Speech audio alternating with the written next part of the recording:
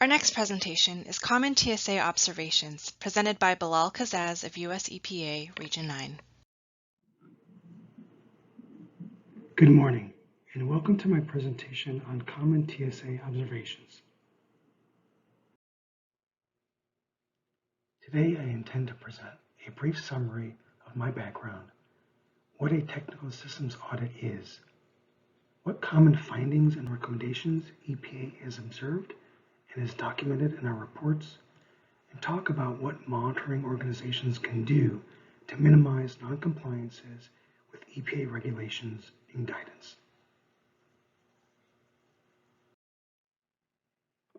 In 1999, I joined the Cook County Department of Environmental Control's Technical Services branch. I was first an analyst in the PM 2.5 lab, and then after a year I moved out to the field as an operator of particulate matter and gaseous analyzers, and then later as an auditor. In the 12 years I was at Cook County, we underwent 3 technical systems audits from the regional office, so I'm aware of what it is like to be an auditee. In 2011, I joined the EPA's Air Quality Analysis section in Chicago as the Quality Assurance Coordinator for Ambient Air Monitoring. With this position came the responsibility to lead technical systems audits on primary quality assurance organizations in Region 5, which I performed for 8 years. In December 2019, I transferred to the Air Quality Analysis Office in Region 9, where I've taken up the role as TSA lead.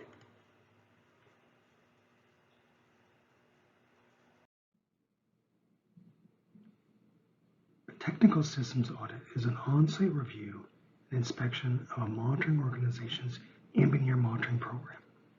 It is EPA's most effective tool to assess compliance with established regulations governing the collection, analysis, validation, and reporting of ambient air quality data, all of which are crucial to the legal and technical defensibility of the data. A technical systems audit is also an opportunity to identify positive practices that we share with other agencies to consider to adopt for their programs. For example, one positive practice we've observed some agencies implement are succession plans, which minimizes the loss of institutional knowledge. The EPA is required to perform technical systems audits on primary quality assurance organizations every 3 years. And for those PQAOs that are made up of more than one monitoring organization, all of the monitoring organizations within that PQAO should be audited within 2 TSA cycles, or within 6 years. The EPA and ARB collaborate to perform technical systems audits of all monitoring organizations within the ARB PQAO on a 3 to 6 year schedule.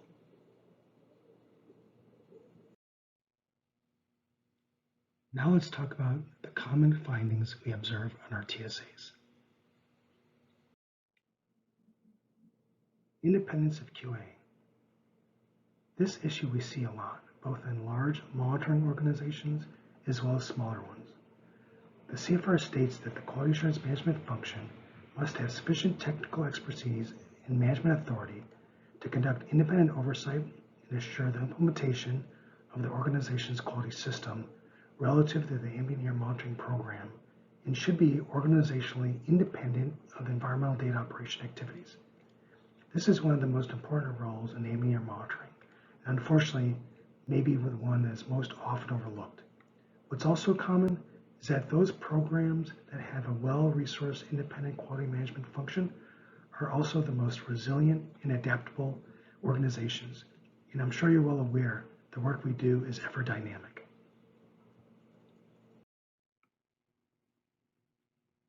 Another issue we see quite often are issues with quality assurance documentation. QAPs and SOPs are really the most important documents to a monitoring organization. They inform the daily, weekly, monthly, quarterly, and annual quality control and quality assurance activities, and it's essential that they be relevant, applicable, and up to date. They are also key documents that play an important role in training new staff and refresher training for experienced staff. They are also a part of any well thought out succession plan.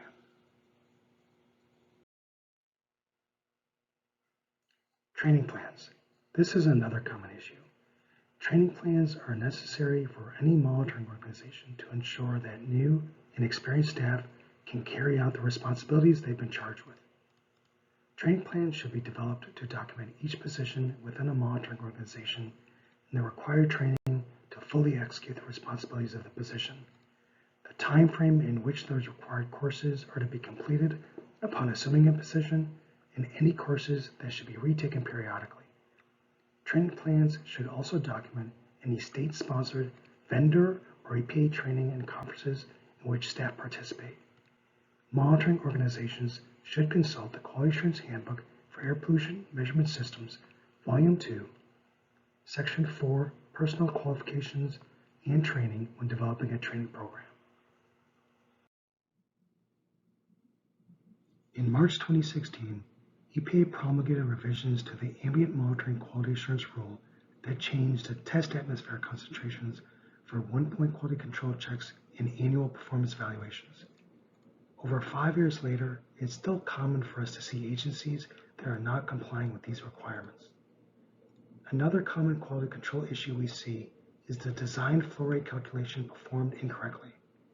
Often, a field operator will compare the design flow rate to the flow rate as indicated by the sampler instead of as indicated by the flow standard.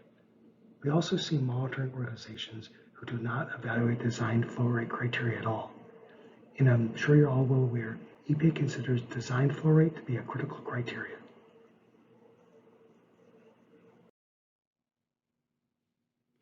Another common finding we see are issues concerning data management and validation. As the audit team prepares for a TSA, we query the air quality system database for a number of reports. Two of the most important reports we query are the AMP350, which is a raw data report, and the AMP251, which details the quality assurance and quality control data over a specified period. These reports, as well as other material, help us understand the life cycle of data and the decision-making rationale of a monitoring organization, and informs our data management and validation and data tracking sessions on a TSA. Issues surrounding data management and validation have been persistent, so much so back in 2017 during a quality assurance workshop in Chicago, EPA identified this as one of the primary issues to address.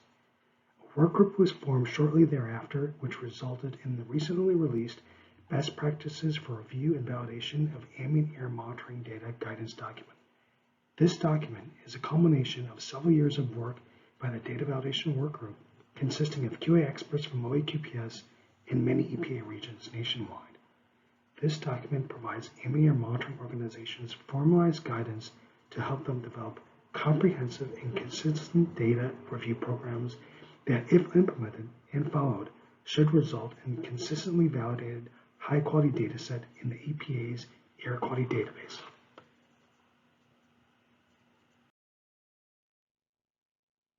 Our TSAs also reveal issues surrounding having a consistent approach to documenting ambient air monitoring activities in the field. The thoroughness of the documentation can vary between field operators. EPA expects all quality assurance and quality control activities that occur at sites to be captured in detail, as well as documenting the essential information provided by diagnostic menus of gaseous analyzers. Tracking the diagnostics provides field operators an early warning about potential instrument failures. Documentation of ambient air monitoring activities should include, at a minimum, who, what, where, when, and why. Thorough documentation is essential to support the quality and defensibility of environmental data and the ability to recreate the circumstances in which the data was created. Another area we commonly see findings is surrounding multi-point verifications and calibrations. We've observed some monitoring organizations use their nightly checks performed anywhere from hours to days before as their as-found check to bracket data before adjusting an analyzer, and some do not bracket their data at all before adjusting an analyzer. We've also seen monitoring organizations cite the correct criteria in their QAP or SOP, but were found to be implementing a completely different criteria in the field. We even observed an agency that would either calibrate either the zero or the span, but not both. Multi-point calibration data should be evaluated against the criteria in the Quality Assurance Handbook for Air Pollution Measurement Systems Appendix D validation templates. All points should be less than or equal to plus or minus 2.1% or less than or equal to plus or minus 1.5 parts per billion difference of the best fit straight line.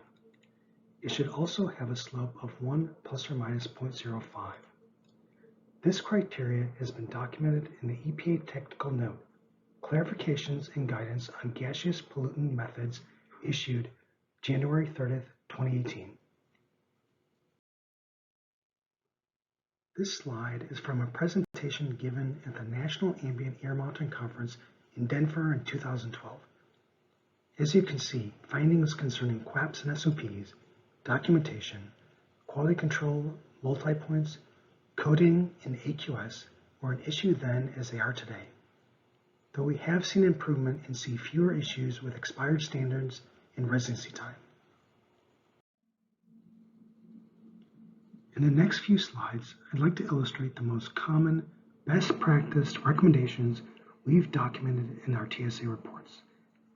We strongly encourage agencies to incorporate recommendations into their program, but do not require it.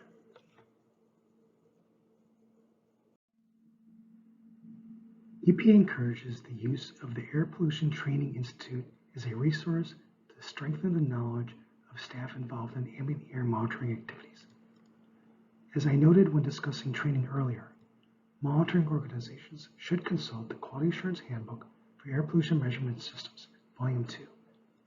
In particular, Table 4-2, which lays out the APTI courses that one should take for a given position, be it in a lab, the field, a monitoring supervisor, or quality assurance. There are two data assessment statistical calculators EPA encourages the use of. The first is EPA's Data Assessment Statistical Calculator to evaluate precision and bias. This tool is especially helpful to identify trends that indicate that data quality objectives may not be met for gaseous and particulate matter data. The EPA recommends agencies evaluate precision and bias at a frequency that allows for investigating potential causes when the data quality objectives may be exceeded. EPA also recommends that agencies incorporate the Data Assessment Statistical Calculator for evaluating multi-point verification and calibration data. This has EPA's acceptance criteria built in, so it's a great tool to inform an agency whether the multi-point was successful. Another common recommendation we advocate is the verification of shelter temperature probes with a NIST traceable temperature standard once every 6 months. This is categorized as an operational criteria in the Quality Assurance Handbook validation templates. Succession planning. This is a recommendation that's becoming more and more common as experienced ambient air monitoring personnel retire and monitoring organizations find themselves dependent upon their institutional knowledge. Every element of an air monitoring program is vulnerable. We encourage monitoring organizations to develop succession plans that will help minimize the loss of institutional knowledge and disruption to their air monitoring programs.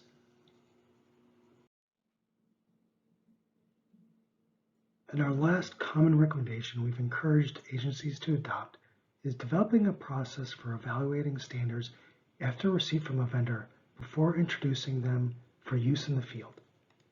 One way is to compare the new or recertified standard to an existing standard in your program and evaluate for any discrepancies. Now I want to talk a little bit about what monitoring organizations can do. CFR requires the regional office to perform a technical systems audit at least every 3 years, but we also encourage agencies to perform their own internal technical systems audits. This is one of the best practices an organization can implement, which will return many benefits. Monitoring organizations should document this in your quality management plan or a quality assurance project plan, and to the extent an organization can, have it conducted with as much independence as possible. Do what the EPA does. You can perform a technical systems audit that's focused on a specific aspect of your program, like the field or a lab, or it can be comprehensive, covering much of what we do. The fact is, everyone benefits from having an independent assessment of their work, be it a primary quality assurance organization, a local district, or a tribe, and even EPA, to ensure they're meeting regulations and guidance and to identify best practices. And here are some of the many benefits that coming from conducting TSAs internally.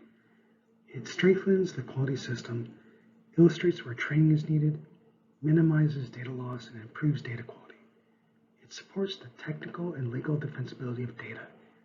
It identifies inefficiencies and resource constraints, and it's inherently proactive. It creates a culture of continuous improvement, and it significantly reduces EPA findings during the regulatory TSA. And I'm sure there are other benefits that you can identify that are absent from this list. In this last slide, I'd like to reiterate what common findings and common recommendations we've observed on our TSAs and have documented in our reports. The common findings are lack of adequate or any quality assurance independence, expired or obsolete QAPs and SOPs, lack of training plans, incorrect test atmospheres related to quality control and quality assurance activities, inadequate data management and validation, inadequate documentation of field activities, incorrect acceptance criteria for multi-point verifications and calibrations, and the lack of bracketing data.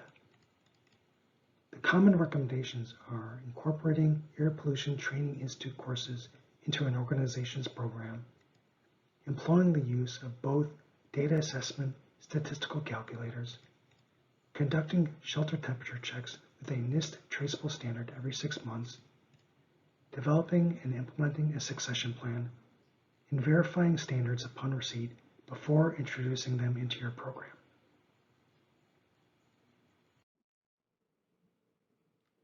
So I hope you've all gained insight about what common issues we're observing on our technical systems audits and one of the best practices you can implement to minimize non-compliances. If you have any questions, feel free to contact me or your geographic lead. Thank you.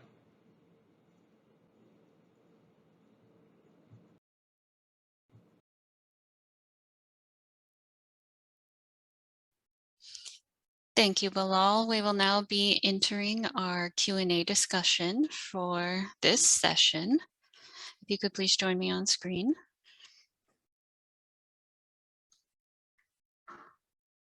So we have a few messages in the chat.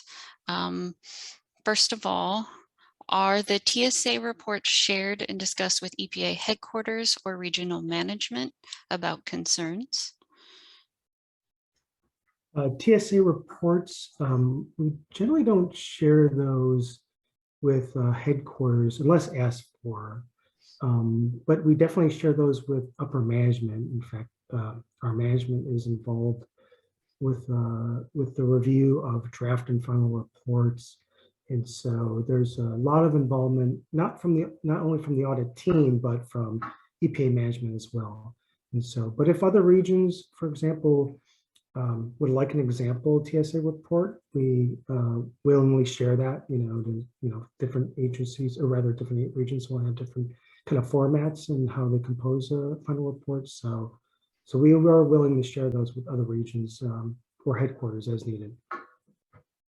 All right, thank you. Regarding QA independence, what do you recommend for small agencies that do not have the resources to implement QA independence, such as a QA manager? Yeah, that's so Appendix A is pretty clear regarding the independent quality assurance management function for primary quality assurance organizations. Regarding the various ways in which a small agency can meet that, I would defer to the questioner to talk to our quality assurance branch. And so they are the ones that kind of review quality management plans and quality assurance project plans and determine the adequacy of QA independence. And so they would be in the best position to address that question. All right, thank you.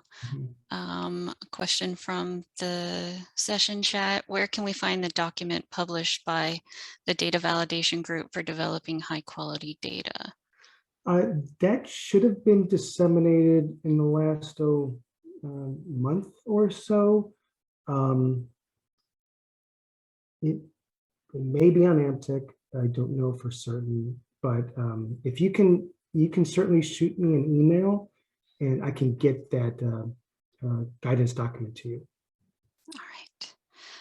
Is there an SOP or resources for TSAs if an organization would like to conduct a TSA themselves? Absolutely.